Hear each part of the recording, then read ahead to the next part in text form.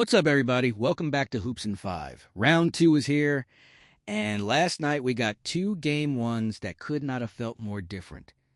Minnesota and San Antonio gave us a nail-biter, and then New York and Philly, that was basically a runway.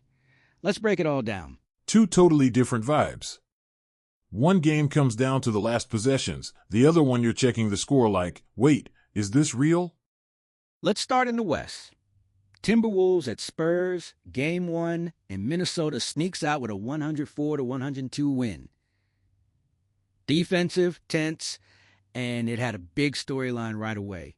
Anthony Edwards is back. And he didn't just jog around out there. He came back from the injury and put up 18 points.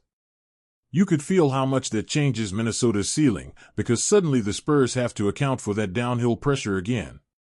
Exactly. And for Minnesota, Julius Randle was the leading scorer with 21. It was one of those games where every bucket felt earned and every stop felt like a statement. But we have to talk about the Spurs side, because Victor Wembanyama was ridiculous defensively. 12 blocks. A playoff record. And a 2-point loss. That's the kind of stat line where you're like, so what were the shots even looking like at the rim? It's wild. 12 blocks, and it still wasn't enough. Because this one came down to late execution. Minnesota didn't play perfect, but they made enough of the right decisions at the end to hold on. And big picture, that's a massive road win. You steal Game 1 in San Antonio, and now the series math changes. Plus, if Edwards is truly back, not just available, then the matchup looks very different than it did a week ago. All right, swing to the East. Sixers at Knicks. Game 1. And Jordan, this was not a contest. New York wins 137-98.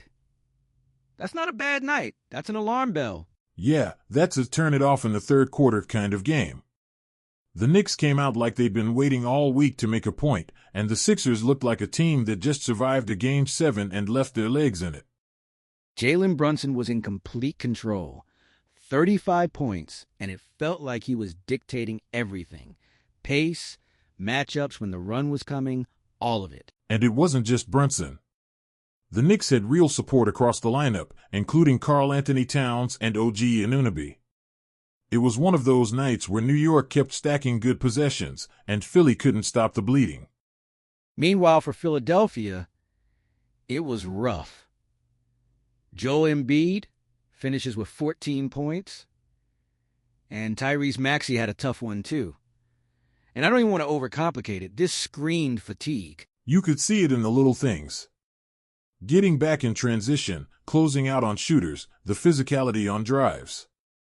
Rest versus wear and tear is real in the playoffs, and Game 1 made it look painfully obvious. So if we zoom out, last night basically gave us two versions of playoff basketball. In one series, it's tight immediately. A chess match, every possession heavy, no one giving an inch. In the other, it starts with a statement blowout that says, "We're here, we're ready, and you better match our energy." And the themes were loud. You've got the big injury return, Edwards coming back and instantly matching.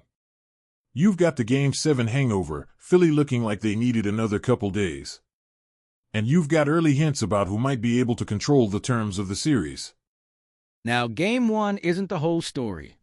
We've all seen teams get punched in the mouth early and respond, but it absolutely sets the tone, and you can already feel the pressure shifting. Especially for Philly. Because when you lose by nearly 40, it's not about one adjustment.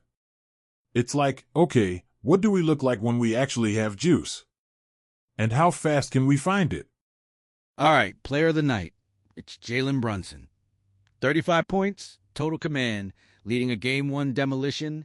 He was the headline. No argument. Honorable mention to Anthony Edwards, though. Coming back from injury in a tight playoff game and immediately impacting a road win? That's huge. That's your recap. Timberwolves take Game 1 in a thriller, Knicks dominating a blowout, and Round 2 is officially on. This has been Hoops in 5. Catch you in the next one.